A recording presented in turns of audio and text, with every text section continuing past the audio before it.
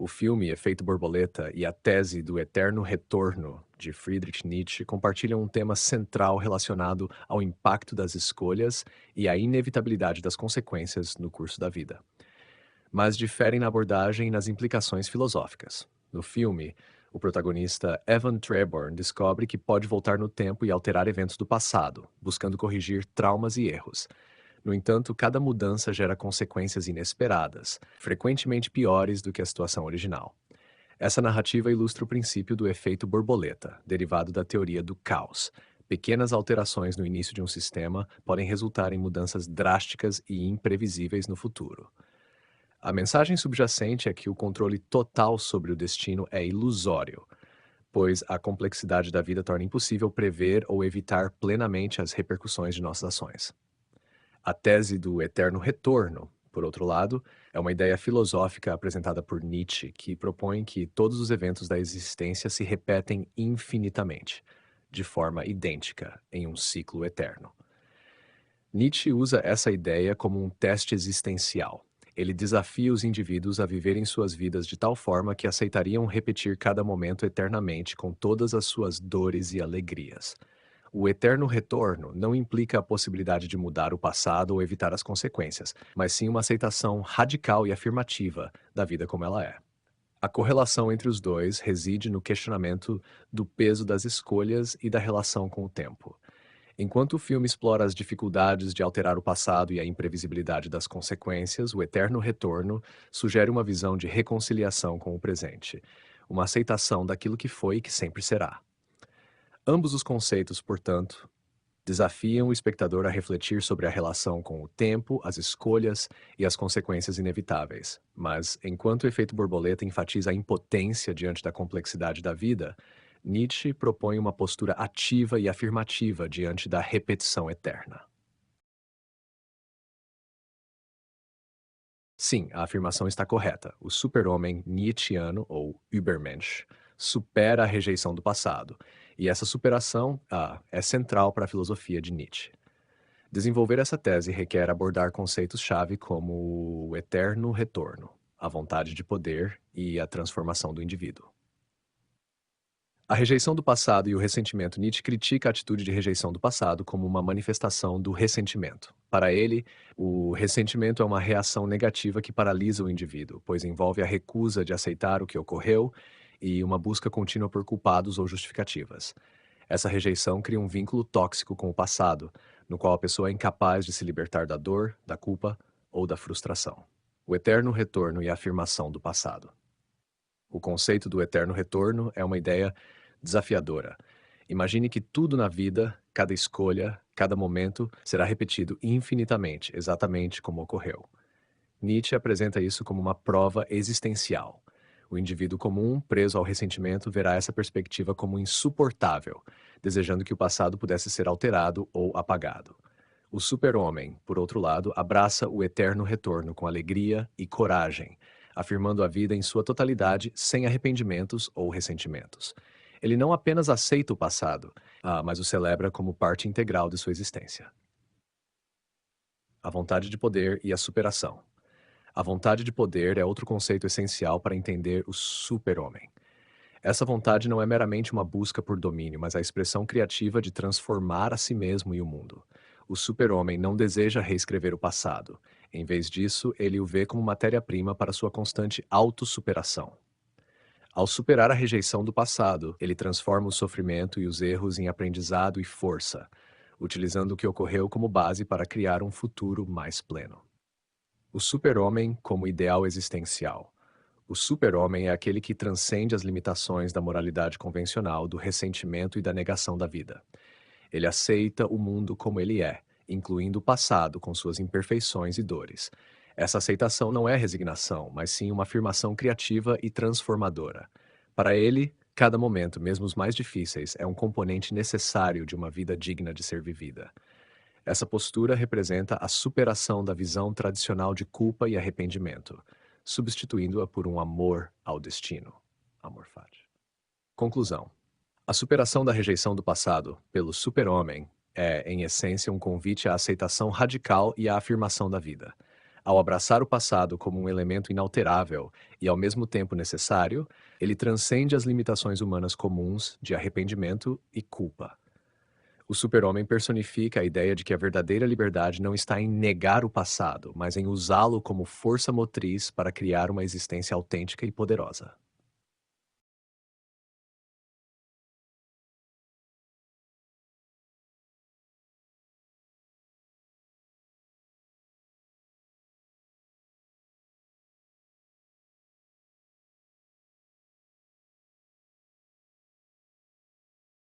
A tese do super-homem de Nietzsche, incluindo sua relação com a rejeição do passado, foi interpretada de maneiras diversas e às vezes contraditórias por filósofos subsequentes. Cada interpretação reflete os valores e interesses de cada pensador, bem como o impacto da filosofia nietzschiana em diferentes contextos históricos. Aqui está um panorama de como os principais filósofos interpretaram essa ideia. Martin Heidegger. Heidegger considerou Nietzsche como o último grande pensador da metafísica ocidental. Ele interpretou o super-homem no contexto da vontade de poder e do eterno retorno, afirmando que o ideal nietzschiano é uma tentativa de superar o niilismo. Contudo, Heidegger criticou Nietzsche por, supostamente, não romper completamente com a metafísica tradicional. Para Heidegger, o super-homem representa a tentativa de dominar a existência, enquanto o verdadeiro desafio seria aprender a habitar o ser, aceitando-o sem a necessidade de impor sentido ou poder sobre ele. Gilles Deleuze teve uma leitura mais afirmativa de Nietzsche. Ele destacou que o super-homem não é um ser a ser atingido no futuro, mas uma expressão de vida que transcende os valores reativos e nihilistas. Para Deleuze, o super-homem está ligado à ideia de criar novos valores, rompendo com o ressentimento e a moral da negação. Ele também relacionou o super-homem à ideia de diferença e multiplicidade, enxergando nele a capacidade de afirmar a pluralidade da existência. Michel Foucault. Foucault via Nietzsche como uma fonte de inspiração, especialmente no que diz respeito à crítica dos valores tradicionais e das estruturas de poder. Ele interpretou o super-homem como um símbolo da criação de si mesmo, uma existência que rejeita a moralidade herdada e inventa novas formas de ser. Foucault relacionou essa ideia ao conceito de ética como estética da existência, em que o indivíduo molda sua vida como uma obra de arte. Karl Jaspers, um dos principais representantes da filosofia existencialista, viu no super-homem de Nietzsche um símbolo do potencial humano para transcender o niilismo. No entanto, ele expressou ceticismo quanto à viabilidade prática dessa ideia, argumentando que o super-homem poderia ser mal interpretado como um convite ao autoritarismo ou à violência, caso fosse descontextualizado de sua base ética e filosófica. Hannah Arendt, embora não tenha analisado profundamente o super-homem, comentou sobre o impacto de Nietzsche na desconstrução da moralidade tradicional. Ela viu a filosofia nietzschiana como uma crítica poderosa à modernidade e ao esgotamento dos valores herdados. No entanto, Arendt era cética quanto à possibilidade de criar novos valores sem cair no risco do individualismo extremo ou da arbitrariedade ética. Jacques Derrida. Derrida explorou Nietzsche no contexto da desconstrução, destacando a ambiguidade do super-homem. Ele argumentou que o conceito desafia qualquer interpretação única ou definitiva, refletindo a rejeição de Nietzsche a sistemas fixos de pensamento. Para Derrida, o super-homem é um chamado à contínua reinvenção e ao questionamento das bases do conhecimento e da moralidade. Jean-Paul Sartre, embora não tenha concordado plenamente com Nietzsche, viu paralelos entre o super-homem e sua ideia de existência precedendo a essência. Para Sartre, assim como o super-homem, o ser humano é responsável por criar seu próprio significado na ausência de valores absolutos.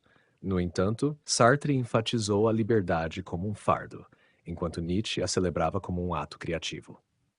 Conclusão. Os principais filósofos interpretaram a tese do super-homem de Nietzsche de maneiras variadas, refletindo suas próprias preocupações filosóficas. Enquanto alguns, como Deleuze, enfatizaram seu caráter afirmativo e criador, outros, como Heidegger e Jaspers, destacaram os limites ou perigos potenciais dessa ideia. Apesar das diferenças, a maioria reconheceu o super-homem como uma ruptura radical com a tradição filosófica e um convite a repensar os fundamentos da existência humana. A tese do super-homem de Nietzsche foi interpretada por diferentes ramos da psicologia de maneiras que refletem as preocupações específicas de cada abordagem. Embora Nietzsche não seja um autor central na psicologia acadêmica, suas ideias influenciaram psicólogos e psicanalistas ao longo do tempo, especialmente em questões relacionadas à autoafirmação, ao inconsciente e à busca de sentido. Psicanálise, Sigmund Freud. Freud não comentou diretamente sobre Nietzsche, mas suas ideias sobre o inconsciente, os instintos e a repressão têm pontos de convergência com a crítica nietzschiana à moralidade herdada. A tese do super-homem pode ser vista, nesse contexto, como uma superação da repressão dos impulsos e a realização de um eu mais autêntico, livre das normas sociais castradoras. Porém, Freud veria o super-homem com cautela, pois acreditava que uma liberação irrestrita dos instintos poderia levar ao caos. Carl Jung. Jung foi profundamente influenciado por Nietzsche, especialmente em suas reflexões sobre o super-homem. Para Jung, o super-homem pode ser interpretado como uma metáfora do processo de individuação, ou seja, o desenvolvimento pleno do eu ao integrar as partes conscientes e inconscientes da psique. O super-homem seria aquele que supera os conflitos internos e aceita plenamente sua sombra, tornando-se um ser completo e autônomo. Alfred Adler. Adler interpretou Nietzsche no contexto de sua psicologia do sentimento de inferioridade e da vontade de poder. O super-homem poderia ser visto como a expressão máxima do indivíduo que supera suas limitações e atinge um senso de superioridade criativa, porém sem cair no domínio sobre os outros. Adler, contudo, enfatizou que essa busca deve ser socialmente construtiva. Psicologia humanista. Abraham Maslow. A tese do super-homem encontra eco na ideia de autorrealização de Maslow, que descreve o estágio mais alto das necessidades humanas. O super-homem seria aquele que transcende preocupações básicas e realiza plenamente seu potencial, vivendo de forma criativa e significativa. A diferença é que Maslow destaca a harmonia social e o bem-estar coletivo como elementos centrais, enquanto Nietzsche enfatiza a autonomia e a criação de novos valores. Rogers poderia interpretar o super-homem como o ideal do indivíduo plenamente funcional, que vive de acordo com seu verdadeiro eu, sem se deixar limitar por condições externas de valor. Essa perspectiva ecoa a ideia nietzschiana de superar o ressentimento e viver de forma autêntica. Psicologia existencial Holmé.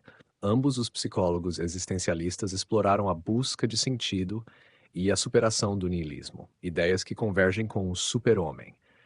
May interpretaria o super-homem como um símbolo do indivíduo que aceita a ansiedade como parte da vida e escolhe criar significado mesmo diante da incerteza.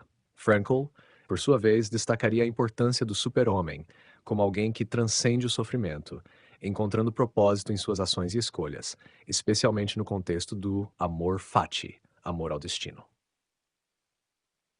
Psicologia positiva. A psicologia positiva, que foca no bem-estar e no desenvolvimento humano, interpreta a tese do super-homem como uma forma de superar o niilismo e cultivar virtudes como resiliência, criatividade e coragem. O super-homem poderia ser descrito como alguém que vive no estado de flow, engajamento pleno com a vida, e que contribui para o florescimento humano, ao mesmo tempo em que rejeita valores herdados que limitam o potencial individual. Psicologia comportamental e cognitiva. Essas abordagens, mais voltadas para a análise do comportamento observável ou para a reformulação de crenças, não dialogam diretamente com Nietzsche, mas podem interpretar o super-homem como alguém que supera padrões de pensamento disfuncionais e estabelece novos valores e metas. A terapia cognitivo-comportamental, TCC, por exemplo, pode ver o super-homem como um ideal de autodomínio e autonomia emocional, ao superar crenças limitantes e padrões de ressentimento. Conclusão. A tese do super-homem de Nietzsche foi reinterpretada em diferentes ramos da psicologia como um símbolo da superação das limitações humanas, da busca de autenticidade e da realização plena do potencial individual. Cada abordagem enfatiza aspectos diferentes, como a integração psíquica, a autorrealização ou o florescimento humano, mas todas reconhecem o papel central da autonomia e da criatividade na transformação do indivíduo.